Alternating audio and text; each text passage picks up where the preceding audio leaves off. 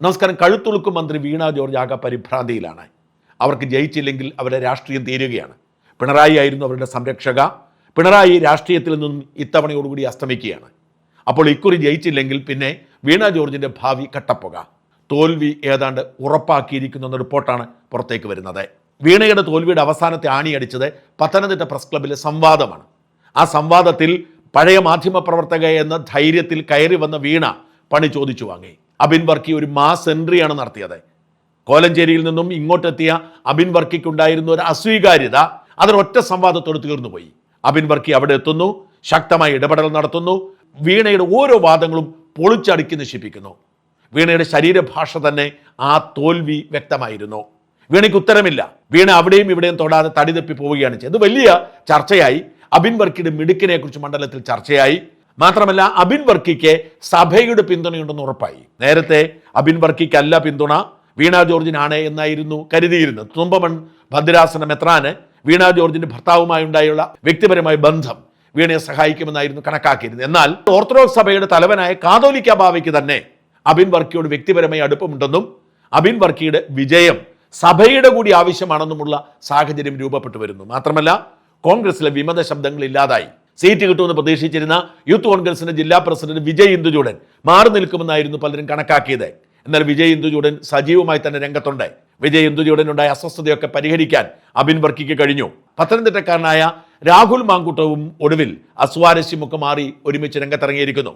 അങ്ങനെ പത്തനംതിട്ടയിൽ അബിൻ വർക്കിക്ക് അനുകൂലമായ ഒരു സാഹചര്യം ഉണ്ടായിരിക്കുന്നു. ആ സാഹചര്യം CPM നേതാക്കളും തിരിച്ചറിയുന്നു. അതിന്റെ ഏറ്റവും വലിയ തെളിവാണ് ഇന്നലെ നടന്ന ഒരു കാര്യം എക്സ്ക്ലൂസീവ്ലി ഞങ്ങൾ പ്രേക്ഷകരുടെ മുമ്പിൽ എത്തിക്കുന്നത്. ഓമല്ലൂർ ശങ്കരൻ എന്നൊരു മുതിർന്ന CPM നേതാവ് അവിടെയുണ്ട്, ആറന്മുള മണ്ഡലത്തിലുണ്ട്. CPMന്റെ പത്തനംതിട്ട ജില്ലാ സെക്രട്ടേറിയറ്റ് അംഗമാണ്. പത്തനംതിട്ട ജില്ലാ പ്രസിഡന്റായി സേവനം അനുഷ്ഠിച്ചിട്ടുണ്ട്. വളരെ മുതിർന്ന നേതാവാണ് ഓമല്ലൂർ ശങ്കരൻ. ഈ ശങ്കരനായിരുന്നു 2016 ആറന്മുള മണ്ഡലത്തിൽ മത്സരിക്കേണ്ടിയിരുന്നത്. എന്നാൽ പിണറായി വിജയന്റെ പ്രത്യേക താല്പര്യപ്രകാരം വീണ ജോർജിനെ അവിടെ കൊണ്ട് അവതരിപ്പിച്ചപ്പോൾ ശങ്കരന്റെ അനുയായികൾ അവിടെ പ്രകടനം നടത്തുകയും മറ്റും ചെയ്തിരുന്നു. അന്നു മുതൽ ശങ്കരനും വീണ ജോർജും തമ്മിൽ ചില അകൽച്ചയുണ്ട് എന്ന് കേൾക്കുന്നു. പക്ഷെ വീണ ജയിച്ചു. അതുകൊണ്ട് തന്നെ വീണ പിന്നീട് സ്ഥാനാർത്ഥിയാവുന്നു. ഇക്കുറിയും വരുന്നു. ഇക്കുറി വീണയുടെ തെരഞ്ഞെടുപ്പ് പ്രചരണത്തിന് ചുമതലക്കാരൻ ശങ്കരനായിരുന്നു. ശങ്കരൻ സജീവമായി രംഗത്തിറങ്ങി പ്രവർത്തനം തുടങ്ങിയപ്പോൾ 2 സംഭവങ്ങളുണ്ടായി.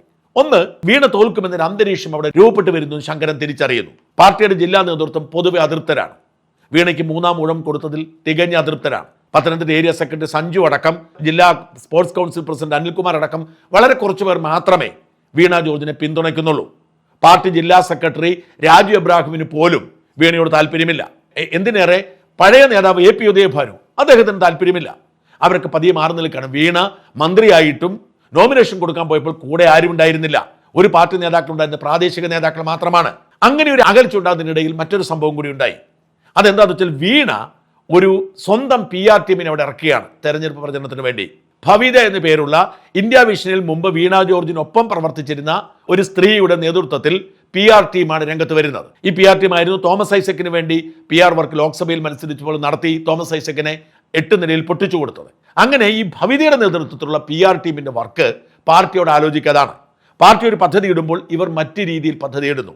അങ്ങനെ ഈ പാർട്ടിയും ഈ PR ടീമും തമ്മിലുള്ള പരസ്പരം കോർഡിനേഷൻ ഇല്ലായ്മ അവരെ അസ്വസ്ഥതപ്പെടുത്തുന്നു. അതുകൊണ്ട് ജില്ലാ നേതൃത്വം പതിയെ പിന്മാറുകയാണ്.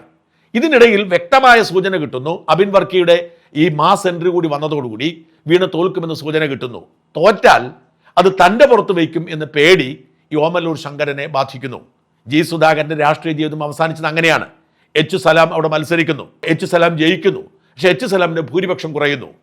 ആ ഭൂരിപക്ഷം കുറയാൻ കാരണം G. സുധാകരനാണ് എന്ന ആരോപണം ഉണ്ടാവുകയും അങ്ങനെ G. സുധാകരനെ മാറ്റി നിർത്തുകയും ചെയ്യുന്നു. അത്തരമൊരു പേരുദോഷം കേൾക്കാൻ താല്പര്യമില്ലാത്തത് കൊണ്ട് ഓമല്ലൂർ ശങ്കരൻ കഴിഞ്ഞ ദിവസം നടന്ന യോഗത്തിൽ ഈ തെരഞ്ഞെടുപ്പ് ചുമതല സ്ഥാനം ഒഴിഞ്ഞു. തന്നെ ഒഴിവാക്കണം, ആരോഗ്യ കാരണം പറഞ്ഞ് ഒഴിഞ്ഞു മാറിയിരിക്കുന്നു. പകരം ഇപ്പോൾ ഏരിയ സെക്രട്ടറി സഞ്ജുവിനെയാണ് ചുമതലപ്പെടുത്തിയിരിക്കുന്നത്. ഓമല്ലൂർ ശങ്കരൻ പിന്നീടുണ്ടാവുന്ന പേരുദോഷം ഒഴിവാക്കാൻ വേണ്ടി ഇപ്പോൾ തന്നെ ഒഴിഞ്ഞു മാറിയിരിക്കുകയാണ്. CPMൽ വലിയ ചർച്ചയായിരിക്കുകയാണത്. പത്തനംതിട്ടയിലെ ജില്ലാ നേതൃത്വം വലിഞ്ഞു നിൽക്കുന്നു. ജില്ലാ നേതൃത്വത്തിന് വീണ ജോർജിന്റെ തോൽവി ഉറപ്പാണ് എന്ന് ബോധ്യമായതോടെ അവർ മാറി നിൽക്കുകയാണ്. ഈ സാഹചര്യം CPMന്റെ തോൽവിയെക്കുറിച്ച് സൂചനകൾക്ക് കാരണമാകുന്നു. ജില്ലാ നേതൃത്വത്തിലുള്ളവർ തന്നെ പറയുന്നു വീണയെ രക്ഷിച്ചെടുക്കാൻ പ്രയാസമാണ്. വീണയുടെ വഴിയെ പോകട്ടെ, നമ്മൾ ആ തലവേദന ഏറ്റെടുക്കേണ്ടുന്ന അവസ്ഥയിലേക്ക് മാറുന്നു. ഇങ്ങനെ ആറന്മുളയിൽ അബിൻ വർക്കി ഉണ്ടാക്കിയിരിക്കുന്ന ഒരു തരംഗം CPM നേതൃത്വത്തെ തന്നെ പിൻവലിക്കാൻ കാരണമാക്കിയിരിക്കുന്നതാണ് ഏറ്റവും പ്രധാനപ്പെട്ട ഒരു വാർത്ത. അങ്ങനെ വീണയുടെ സാന്നിധ്യവും പാർട്ടി ജില്ലാ നേതൃത്വത്തിന് വീണയോടുള്ള അതൃപ്തിയും കേവലം ആറന്മുളയിൽ മാത്രം ഒതുങ്ങി നിൽക്കുന്നില്ല. പത്തനംതിട്ടയിൽ ആകെ 5 സീറ്റാണുള്ളത്. 5 സീറ്റിൽ ഒരു സീറ്റ് പോലും ഇക്കുറി നിലവിൽ UDF-നില്ല. 5 സീറ്റും LDF-ൻ്റെതാണ്. എന്നാൽ ഇപ്പോഴത്തെ ഒരു ട്രെൻഡ് ഈ 5 സീറ്റും നഷ്ടപ്പെടുന്നതാണ്. അതിന് ഏറ്റവും പ്രധാനപ്പെട്ട കാരണമായി മാറിയത് പിണറായിയുടെ കോന്നി പ്രസംഗമാണ്. കോന്നിയിൽ തെരഞ്ഞെടുപ്പ് പ്രചരണത്തിനെത്തി. ആ തെരഞ്ഞെടുപ്പ് പ്രചരണത്തിൽ പിണറായി ചോദ്യം ചോദിച്ചൊരു സഖാവിനോട് വീട്ടിൽ പോയി ചോദിക്കണമെന്ന് പറഞ്ഞതോടെ ഈ ധാർഷ്ട്യം വീണ്ടും ചർച്ചയായി. ഇത് പത്തനംതിട്ടയിലെ സഖാക്കളെ നിരാശപ്പെടുത്തി. പത്തനംതിട്ടയിലെ നേതൃത്വത്തിന് പോലും അസ്വസ്ഥതയുണ്ടായി. ഒരു തെരഞ്ഞെടുപ്പ് സമയത്ത് ഇങ്ങനെ ചോദിക്കാമോ എന്ന് ചോദിക്കുന്നവരുടെ എണ്ണം വന്നു. എന്ന് മാത്രമല്ല, പിണറായിയുടെ കോന്നി പ്രസംഗത്തിൽ വീട്ടിൽ പോയി ചോദിക്കട എന്ന ചോദ്യം വലിയ ചർച്ചയായതോടുകൂടി കോൺഗ്രസ് പ്രവർത്തകർക്ക് ഉണർവായി. ഏറ്റവും അധികം CPM വിജയസാധ്യത കൽപ്പിക്കുന്ന മണ്ഡലമാണ് കോന്നി. കോന്നിയിൽ ജിനേഷ് കുമാർ വലിയ ഭൂരിപക്ഷത്തിലാണ് കഴിഞ്ഞ തവണ ജയിച്ചത്. എന്നാൽ ഈ കോന്നിയിൽ വെച്ച് തന്നെ ഈ സംഭവം ഉണ്ടായതോടെ കോൺഗ്രസ് പ്രവർത്തകർ ഉണരുന്നു. അവർക്ക് വിജയപ്രതീക്ഷ ഉണ്ടാകുന്നത് മാത്രമല്ല, മാറി നിൽക്കുമെന്ന് കരുതിയിരുന്ന അടൂർ പ്രകാശ് ഏറ്റവും സജീവമായി രംഗത്തെത്തി.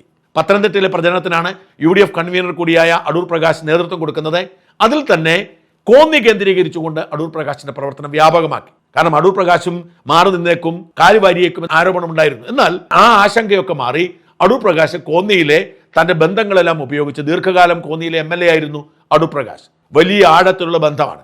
അടൂർ പ്രകാശ് തന്നെ രംഗത്തെത്തിയിരിക്കുന്നു.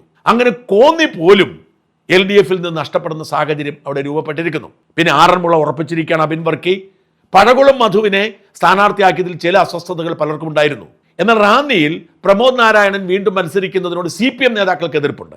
അവരുടെ ഒരു സിറ്റിംഗ് സെറ്റാണ് കേരള കോൺഗ്രസിൽ വിട്ടുകൊടുത്തത്. പ്രമോദ് നാരായണനെതിരെ പാർട്ടിയിൽ വലിയ മുറുമുറുപ്പുണ്ട്. പഴകുളം മധു പതിയെ ഗ്രിപ്പ് പിടിക്കുന്നു. സാധാരണ നമ്മൾ കാണുന്നത് പോലെ ഒരു സോഷ്യൽ മീഡിയ മുഖമല്ലെങ്കിലും ഈ പത്തനംതിട്ട ജില്ലയിൽ കേന്ദ്രീകരിച്ചുകൊണ്ട് ദീർഘകാലമായി പ്രവർത്തിച്ച പരിചയം, വലിയ ആഴത്തിലുള്ള ബന്ധം പഴകുളം മധുവിനുണ്ട്. അതുകൊണ്ട് റാന്നി കഴിഞ്ഞ തവണ വളരെ ചെറിയ ഭൂരിപക്ഷത്തിനാണ് നഷ്ടപ്പെട്ടത്. അടിത്തട്ടിൽ പഴകുളം മധുവിനുള്ള ബന്ധം ഗുണം ചെയ്യുമെന്നും റാന്നി പിടിക്കുന്ന സാഹചര്യം രൂപപ്പെടുമെന്നും ചർച്ച ചെയ്യപ്പെടുന്നു. ദീർഘകാലമായി LDF-ന്റെ കുത്തക സീറ്റാണ് തിരുവല്ല. അതിന് കാരണം മാത്യു ടി തോമസ് എന്ന ജനതാദൾ നേതാവ്. അദ്ദേഹം ഒരു മാർത്തോമ വൈദികന്റെ മകനാണ്. മാത്രമല്ല അദ്ദേഹം ഒരു സ്വാത്വികനായ മനുഷ്യനാണ്. എന്നാൽ ഇക്കുറി UDF ചെയ്തിരിക്കുന്നത് വർഗീസ് മാമൻ എന്നു പേരുള്ള സ്ഥലത്ത് വലിയ സ്വാധീനമുള്ള ഒരു വൈദികന്റെ മകനെ തന്നെ, ഒരു മാർത്തോമ വൈദികന്റെ മകനെ തന്നെ സ്ഥാനാർത്ഥിയാക്കി. അതുകൊണ്ട് മാർത്തോമ വൈദികന്റെ മകൻ എന്ന ഒരു പെരുമ മാത്യു ടി തോമസിന് മാത്രമല്ല, വർഗീസ് മാമനും. മാത്രമല്ല, മാർത്തോമ സഭയുടെ മുൻ ട്രസ്റ്റിയാണ് വർഗീസ് മാമൻ. എന്ന് വെച്ചാൽ സഭയുമായി മാത്യു ടി തോമസിനേക്കാൾ കൂടുതൽ ബന്ധം വർഗീസ് മാമനാണ്. അങ്ങനെ മാർത്തോമ സഭയുടെ ഒരു സ്വാധീനവും പ്രാദേശികമായി ഈ വർഗീസ് മാമൻ കഴിഞ്ഞ 5 വർഷം അവിടെ കഷ്ടപ്പെട്ട് പ്രവർത്തിച്ചതിന്റെ ഒരു പാരമ്പര്യവുമൊക്കെ വർഗീസ് മാമൻ അനുകൂലമായ ഒരു സാഹചര്യം സൃഷ്ടിച്ചിരിക്കുന്നു എന്നാണ് കേൾക്കുന്നത്. അതായത് തിരുവല്ല പോലും ഇക്കുറി UDF-ന് കിട്ടിയേക്കാം. അതേപോലെ തന്നെയാണ് അടൂരിന്റെ കാര്യവും. അടൂരിൽ അഡ്വക്കേറ്റ് ശാന്തകുമാറാണ്. ശാന്തകുമാറിനെ തെരഞ്ഞെടുത്തതിന് പ്രധാനപ്പെട്ട കാരണം ചിറ്റയും ഗോപകുമാറായിരുന്നു കഴിഞ്ഞ 3 തവണ അവിടെ മത്സരിച്ചത്. ചിറ്റയും ഗോപകുമാർ സിദ്ധനാർ കമ്മ്യൂണിറ്റിയിൽപ്പെട്ട ആളായിരുന്നു. ആ കമ്മ്യൂണിറ്റിക്കാണ് അടൂരിൽ ഏറ്റവും കൂടുതൽ സ്വാധീനമുള്ളത്. ആ ഒരു സ്വാധീനമായിരുന്നു അവിടെ കൃത്യമായി ഗുണകരമായി മാറിയത്. ഈ സിദ്ധനാർ കമ്മ്യൂണിറ്റിയിൽപ്പെട്ട ആൾ തന്നെയാണ് ശാന്തകുമാർ. അതുകൊണ്ട് തന്നെ ശാന്തകുമാറിന് അനുകൂലമായ സാഹചര്യം അടൂരിലും രൂപപ്പെടുന്നു. കഴിഞ്ഞ തവണ കണ്ണൻ വിജയത്തിന്റെ പക്കലെത്തിയതാണ്. ഇക്കുറി കണ്ണൻ ജയിക്കേണ്ടതിന് കണ്ണൻ മരിച്ചുപോയി. CPM പോലീസിന് തല്ലുകൊണ്ടാണ് വാസ്തവത്തിൽ കണ്ണൻ മരിക്കുന്നത്.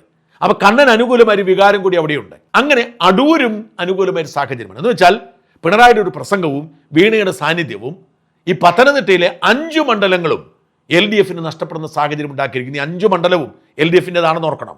ഇക്കുറി 5 മണ്ഡലത്തിലും UDF വിജയിച്ചാൽ അത്ഭുതപ്പെടേണ്ടതില്ല. അബിൻ വർക്കി ഉണ്ടാക്കിയിരിക്കുന്ന തരംഗം, വീണ ജോർജ് ഉണ്ടാക്കിയിരിക്കുന്ന വെറുപ്പിക്കൽ, പിണറായി വിജയൻ നടത്തിയ പ്രസംഗം, ഈ 3 കാരണങ്ങളും പത്തനംതിട്ടയുടെ ഭാഗധേയം മാറ്റി എഴുതിയേക്കും എന്നാണ് റിപ്പോർട്ട്. ആകപ്പാടെ ആറന്മുളയിൽ കുമ്മനം രാജശേഖരൻ ഏത് തരത്തിലുള്ള ഇടപെടൽ നടത്തുമെന്നത് ഇപ്പോഴും വ്യക്തമാവാനുണ്ട്. കുമ്മനത്തിന് അവിടെ അടിവേരുണ്ട്. കുമ്മനത്തിന്റെ വരവും ഇടപെടലും ഏത് തരത്തിൽ മാറ്റമുണ്ടാക്കുമെന്ന് അറിയണമെങ്കിൽ ഇനിയും കാത്തിരിക്കണം.